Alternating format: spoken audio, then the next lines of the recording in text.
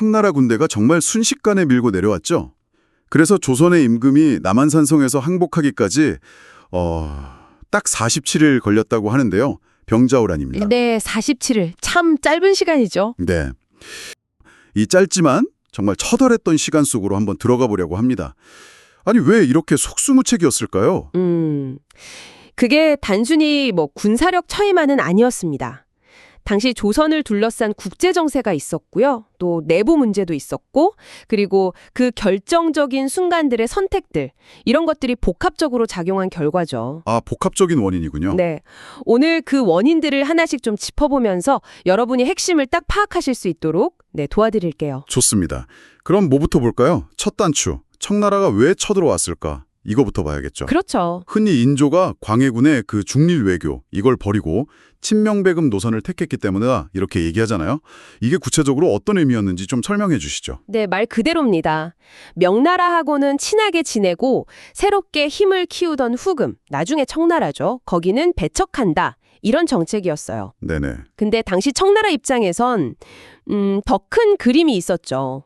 명나라를 정복하려는. 아, 명나라를 치려는? 네. 그러려면 등뒤에 있는 조선이 좀 걸렸던 거예요. 이게 동맹이 되든가 아니면 확실하게 제압을 하든가. 둘 중 하나는 해야 했거든요. 그렇죠. 배후가 안정돼야 하니까. 맞습니다. 근데 조선 조정은 계속 명나라를 부모의 나라다 이렇게 섬기면서 청의 요구를 거부했어요. 심지어는 청의 군사력을 상당히 얕잡아 봤습니다. 아, 얕봤다고요? 네, 그 전에 사례호 전투라고 명나라랑 같이 싸웠다가 크게 패배한 경험이 있었거든요. 네, 있었죠. 근데 그 이후에도 현실을 좀 냉정하게 보지 못하고 약간 정신승리 그런 분위기가 있었던 것 같아요. 아, 외부 환경도 문제였는데 그럼 내부 상황은 좀 어땠습니까? 자료에서는 그 이괄의 난 1624년이죠. 이것 때문에 북방 방어선이 약해졌다 뭐 이런 얘기도 있던데요. 네, 그런 언급이 있긴 한데 그게 전쟁의 직접적인 원인이라고 보긴 좀 어렵습니다. 물론 이괄의 난 이후에 일부 잔당이 후금으로 넘어가서 정보를 좀 주긴 했어요. 네. 하지만 그 난이 있고 나서 병자호란까지 10년이 넘는 시간이 있었거든요. 그런데도 국방력을 제대로 복구하지 못했다는 거, 이게 더 큰 문제죠. 10년 넘게 시간이 있었는데 볼요? 네. 이건 결국 조선 조정, 특히 인조의 리더십 문제로 연결될 수밖에 없습니다. 청나라의 위협은 사실 15년 이상 거의 명백하게 예견된 상황이었어요. 임진왜란도 겪었으면서. 그렇죠. 임진왜란이라는 그 큰 전쟁을 겪었는데도 오히려 그때보다 전쟁 준비가 미흡했다는 점. 아, 정말 좀 충격적이기까지 합니다. 위기가 닥쳤을 때 책임을 지고 딱 절단해야 하는데 그보다는 좀 비난을 피하고 위험을 감수하지 않으려는 모습.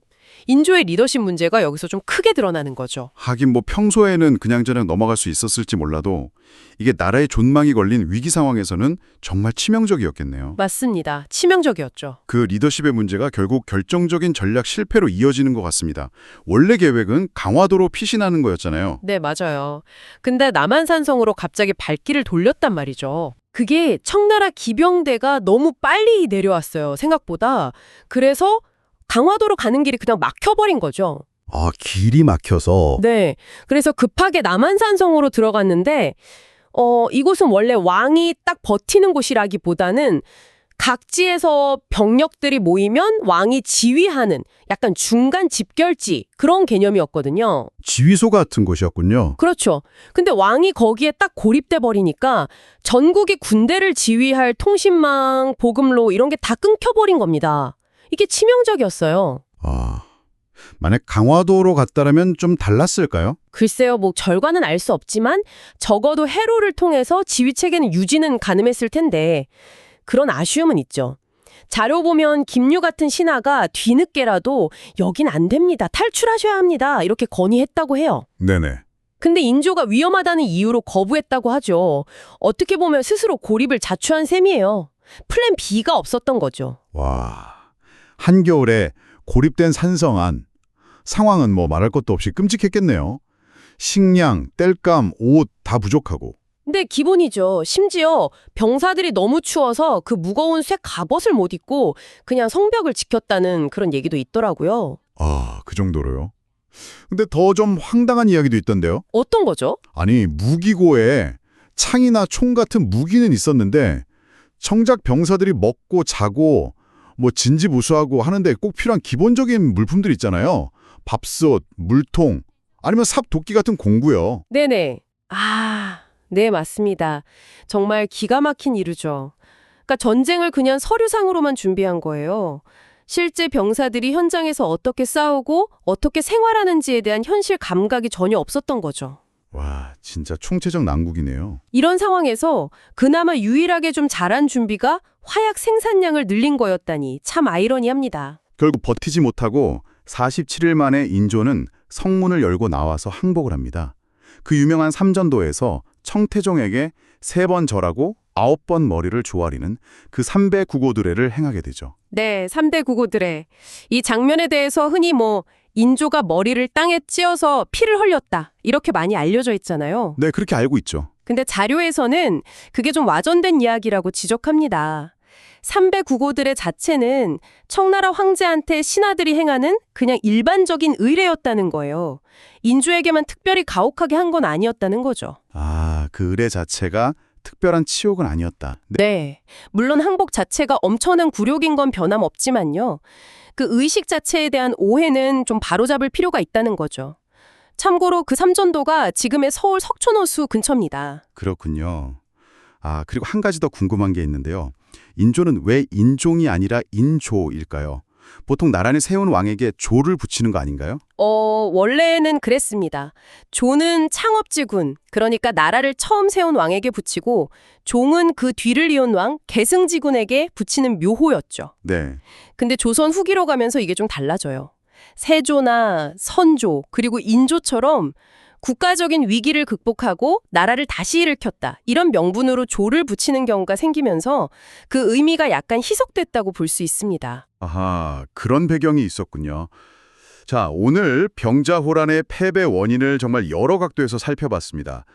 경직된 외교 정책부터 리더십의 부재, 결정적인 전략 판단 미스, 그리고 현실과 똥 떨어진 준비까지. 네. 정말 어느 하나만으로는 설명하기 어려운 아주 복합적인 결과였다는 생각이 드네요. 네, 맞습니다.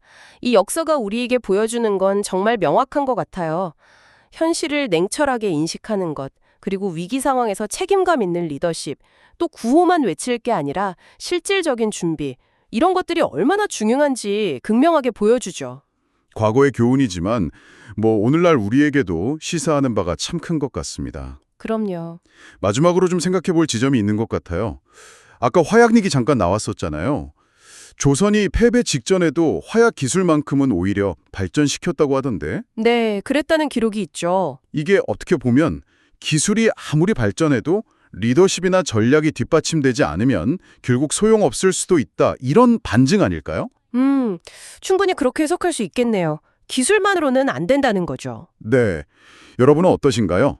역사 속의 위기든 아니면 지금 우리 사회의 문제든 어떤 상황을 돌파하는 데 있어서 가장 결정적인 열쇠는 과연 무엇이라고 생각하시는지 한 번쯤 곱씹어 볼 만한 질문인 것 같습니다.